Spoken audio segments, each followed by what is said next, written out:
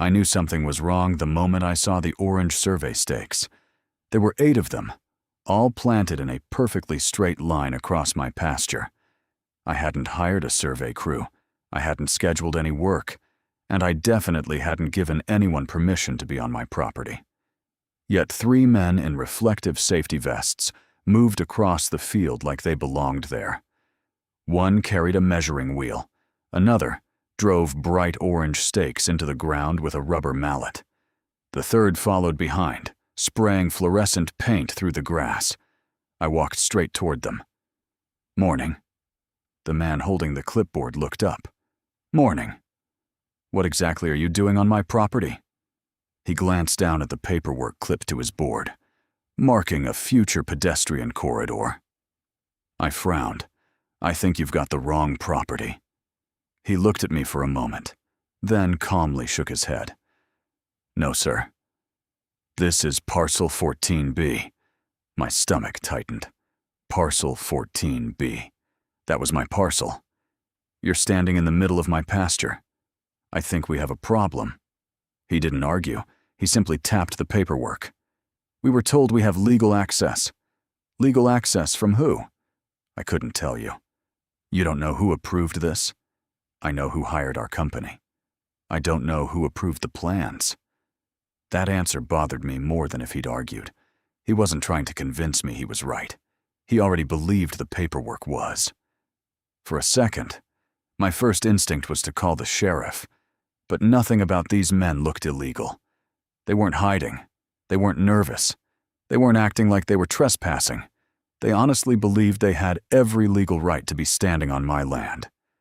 I pulled out my phone and started taking pictures. No one tried to stop me. They just kept measuring, driving stakes, spraying paint, like I wasn't even there. A few minutes later, they loaded their equipment back into the truck. I walked over to the nearest survey stake, wrapped both hands around it, and started pulling. "Sir." I looked up. The surveyor had stopped beside the driver's door. "I wouldn't do that." "Why not?" He looked from me to the clipboard in his hand, then back again. "If those plans disagree with you, someone's just going to come back and put it right where it was." He climbed into the truck. 30 seconds later, they were gone. The only thing they left behind was a line of bright orange stakes cutting across the same pasture my grandfather had refused to sell. At the time, I still thought I was dealing with a simple surveying mistake. I couldn't have been more wrong. Those 8 orange stakes were the first sign that someone, somewhere, believed they had more authority over my family's land than we did. I just didn't know who or why. The survey crew was gone. The orange stakes weren't. I stood there for another minute, staring at them, hoping I'd missed something obvious. A property marker, a utility flag, anything that would explain why a straight line had suddenly appeared across my pasture. Nothing did. I drove into town that afternoon, not to the county office, not yet. The surveyor had mentioned a project. Projects have owners, and owners usually have phone numbers. The project name I'd caught on the clipboard, Prairie Creek, led me to a newly built neighborhood less than 10 minutes from my farm. Stone entrance, fresh landscaping, a decorative sign that looked like it had cost more than my first pickup truck. And, tucked beside the clubhouse, a small plaque. Prairie Creek Homeowners Association. That was the first time I'd ever connected those 3 letters to my property. Inside the clubhouse, the front office was almost empty. A woman in her late 50s looked up from a stack of folders. Professional. Perfectly dressed. The kind of smile customer service manuals probably tried to teach. "Good afternoon. Can I help you?" "I hope so." I placed one of the photos from my phone on the reception desk. "These survey crews were on my property this morning. They said they were marking a pedestrian corridor." Her eyes dropped to the picture, only for a second. Then she smiled again. "Yes. That's part of the Prairie Creek Improvement Project. I waited. She didn't explain anything else. I think they're on the wrong property. Another polite smile. I don't believe they are. That answer landed harder than I expected. My pasture isn't part of this neighborhood. Our records indicate otherwise. Our records. Not county records. Not property records. Just our records. I leaned forward. I've never joined this HOA. I've never signed anything with this HOA. So why are people putting survey stakes on my land? For the first time, her smile faded just enough for me to notice. She opened one of the folders on her desk, looked at a page, closed it again, then looked back at me. Mr. Turner, the association has documentation showing your parcel is subject to our governing documents. I felt my stomach drop. My parcel? Yes. She spoke as if she were discussing tomorrow's weather. Calm, certain, completely convinced. If you believe there's been an error, you're welcome to challenge it. Then she slid a business card across the desk. Most homeowners hire an attorney. Homeowners, not neighbors, not landowners. Homeowners. Like she'd already decided I belonged to her association. I picked up the card, thanked her, walked out. And for the first time that day, I stopped thinking this was a surveying mistake. Someone had paperwork. The only question was, what paperwork? I kept replaying one sentence in my head. Our records indicate otherwise. Not county records, not state records. Our records. If the HOA really believed my property belonged to them, I wanted to know where that belief started. The next morning, I drove to the Lancaster County Assessor's office, not because I expected answers, because I needed to eliminate the obvious. The woman behind the counter smiled as I handed her my deed. I need to verify my parcel. She entered the parcel number, waited a moment, then nodded. Parcel 14B. Owner. She looked up. That's you. I felt my shoulders relax for the first time in days. So the HOA made a mistake? She didn't answer. Instead, she clicked another screen. Her expression changed. That wasn't the reaction I wanted. What is it? She leaned closer to the monitor. Your tax parcel is correct. But there's a reference here to another recorded instrument. My relief disappeared. What kind of instrument? I can't see it from this system. Who can? The recorder's office. She wrote a document number on a sticky note. Take this with you. The recorder's office was only 2 buildings away. The clerk accepted the note, typed the number, then frowned. That's odd. What? It isn't indexed under your parcel. So how did the assessor find it? She shrugged. Different databases. Give me a minute. She disappeared into the records room. 5 minutes, then 10. People came and went. I stayed where I was. Finally, she returned carrying a thin gray folder. I found it. She laid 3 pages on the counter. I turned straight to the signature page. The signature wasn't mine. It wasn't my father's. It belonged to my grandfather. For a second, the room disappeared. The date. Nearly 20 years earlier. Before Prairie Creek. Before the HOA. Before any of this. I went back to the first page. The title stopped me. Temporary Construction Access Agreement. Not a deed. Not a sale. Not an easement. Just temporary access. I looked back at the clerk. So this is what the HOA is using. She shook her head. I don't know. I only know this is what was recorded. That answer hit me harder than I expected. The county wasn't telling me who was right, only what existed. I slipped the document back into the folder, walked outside, and looked toward the subdivision in the distance. The HOA hadn't invented my grandfather. They'd found something real. The problem was, I had no idea whether they understood it. or whether I did. I spent half the drive home convincing myself I'd just solved the whole problem. The HOA had found an old document. Fine, I'd found it too. Now all I needed was someone to explain it. The next morning, I made an appointment with a local real estate attorney. I handed him the 3-page document from the recorder's office. He didn't say anything. He read every page. Then he read it again. Finally, he looked up. "Where did you get this?" "The county." He nodded slowly. "Good. So, does this prove the HOA is wrong?" He didn't answer.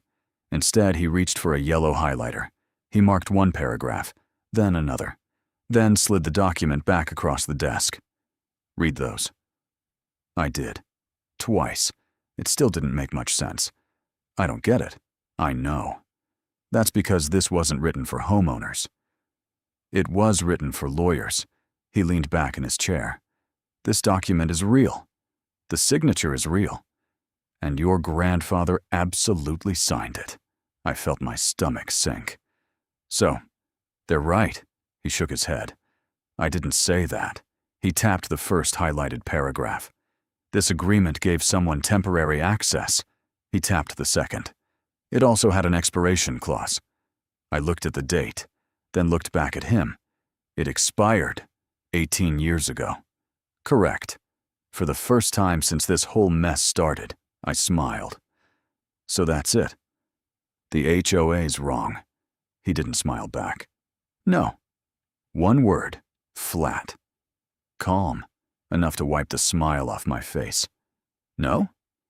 If this were that simple, you wouldn't be sitting in my office.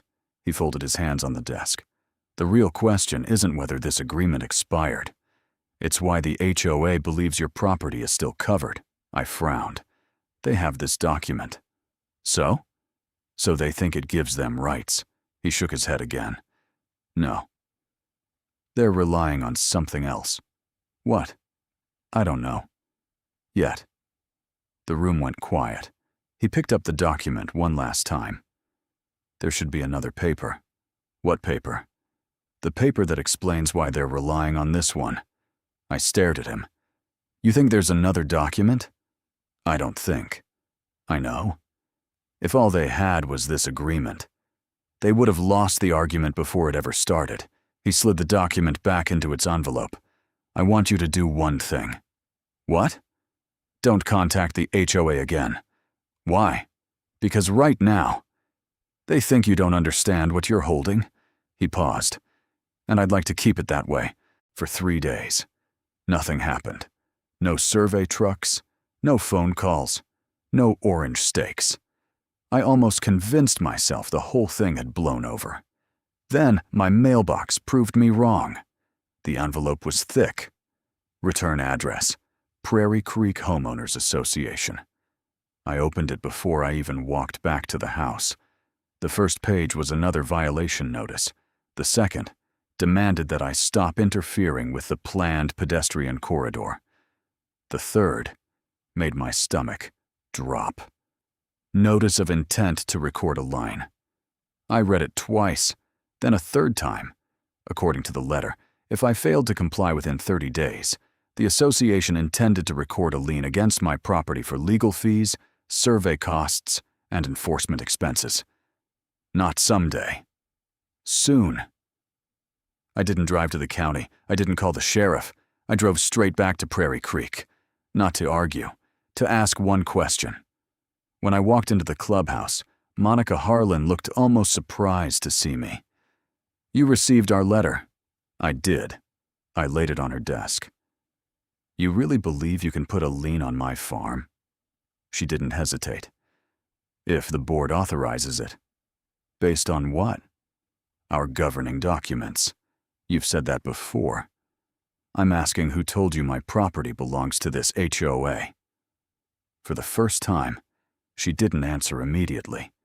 Instead, she looked toward a framed aerial photograph hanging behind her desk, the original Prairie Creek development. Then she said something she hadn't said before. "We've always been told your parcel was part of Phase 2. Phase 2. I'd seen those words once before, on the surveyor's clipboard. So, who told you that? The developer. Which developer? She opened a file drawer, pulled out an old binder, checked the first page, then looked back at me. Harrison Land Development. It was the first real name I'd heard since this whole mess started. I took out my phone, typed it into a search engine before I even left the parking lot. The company still existed. Different logo, different president, same name, same Nebraska address. As I started the truck, my phone rang. It was my attorney. I just got a copy of the HOA's lien notice. They're moving faster than I expected. I think I know why. Why?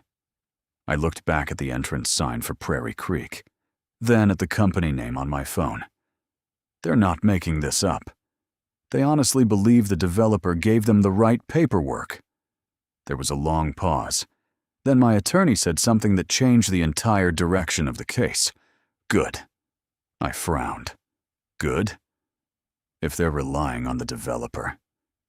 We finally know where to stop looking. The next morning, I drove to Harrison Land Development. The building wasn't what I expected. No glass tower, no corporate campus, just a 2-story brick office on the edge of Lincoln, with a new company logo hanging above the entrance. Inside, the receptionist looked no older than 25. I placed my phone on the counter and showed her the photo I'd taken of the survey stakes. I'm trying to find someone who worked on Prairie Creek, she frowned. Prairie Creek? That neighborhood was built a long time ago. I know. I think someone there made a mistake. She typed for a moment, then shook her head. Nobody here worked on Prairie Creek anymore. My heart sank. Then she added, well, almost nobody. She disappeared into a back office. A minute later, she returned with a yellow sticky note. She slid it across the counter. Written in blue ink was a name. Mike Dawson. Retired project manager. He comes in every Thursday morning for coffee. I looked at my watch. Thursday. 10:12 a.m. Is he here? She smiled. He never misses free coffee. Mike Dawson looked exactly like someone who had spent 40 years building subdivisions. Sunburned neck, work boots, a faded Harrison jacket that was probably older than half the employees in the building. When I introduced myself, he listened without interrupting. Then I mentioned Prairie Creek. He leaned back in his chair. Haven't heard that name in years. I showed him the lien notice, then the survey photos, then the old temporary construction access agreement. He studied each one carefully. Finally, he looked up. So, they're still arguing about that road. I froze. What road? He pointed to one of my pictures, the strip running along the east fence. They always wanted that piece. My pulse quickened. Who wanted it? The developers. For Phase 2. I leaned forward. Did my grandfather sell it? Mike laughed. A short laugh, the kind people make when they already know the ending. No. He refused. More than once. I stared at him. They offered him money. They offered him a lot of money. So why didn't he sell? Mike looked out the window for a moment before answering. Your grandfather asked one question. What happens after I sign? Mike smiled. They didn't have an answer he liked. The room fell quiet. So, they never got the land? No. They got permission to enter it during construction. He tapped the temporary construction access agreement lying on the table. That's what this was. Temporary. When the project ended, so did the agreement. I swallowed hard. Then why does the HOA think they still have rights? Mike's smile disappeared. I've wondered that myself. He stood up, walked to an old filing cabinet in the corner of the break room, opened the bottom drawer. After a few seconds, he pulled out a worn blue folder. I thought they would have thrown this away years ago. He handed it to me. Across the front, in black marker, were 6 words. Prairie Creek, Phase 2. Planning. I can't let you take it. But I think you should read one page. He opened the folder, stopped halfway through, and pointed to a handwritten meeting note. One sentence, underlined twice. Owner of parcel 14B, declined to sign annexation agreement. Revise Phase 2 access plan. I looked up at Mike. He didn't say a word. He didn't have to. For the first time since those orange stakes appeared. I wasn't chasing a theory anymore. I was looking at proof that someone had known from the very beginning. My grandfather had never agreed to join that HOA.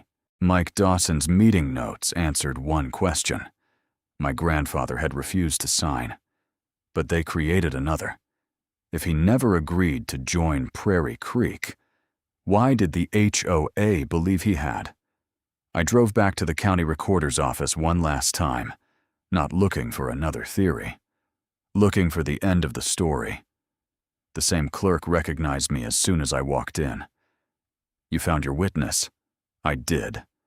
Now I need to know what happened after the meeting. She nodded. Let's see where the paperwork stopped. That was a better way to put it. Not where it started, where it stopped. She searched Harrison Land Development, then Prairie Creek, then the project number listed on the temporary construction access agreement. Hundreds of pages appeared. Road dedications, drainage easements, utility filings, construction permits, everything a subdivision normally leaves behind. Everything, except one document. The annexation agreement. She looked at the screen. It was never recorded. I wasn't surprised. What I don't understand is why. The clerk was quiet for a moment.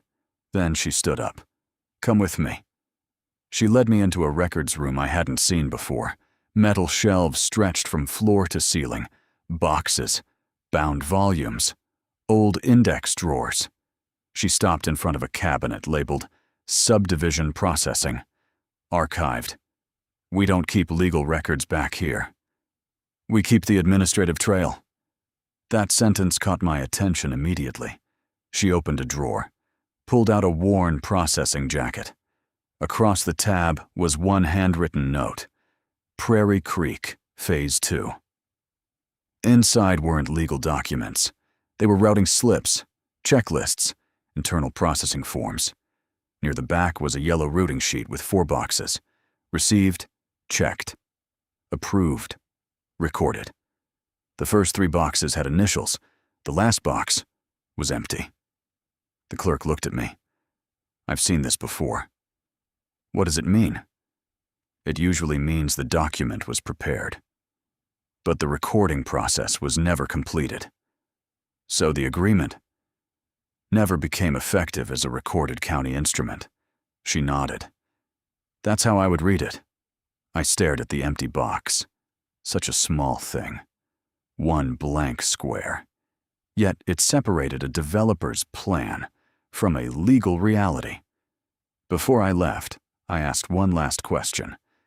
If someone walked in today, would they ever see this processing file? She smiled. No. They'd only see what was actually recorded. Outside the courthouse, I finally understood why this case had lasted so long.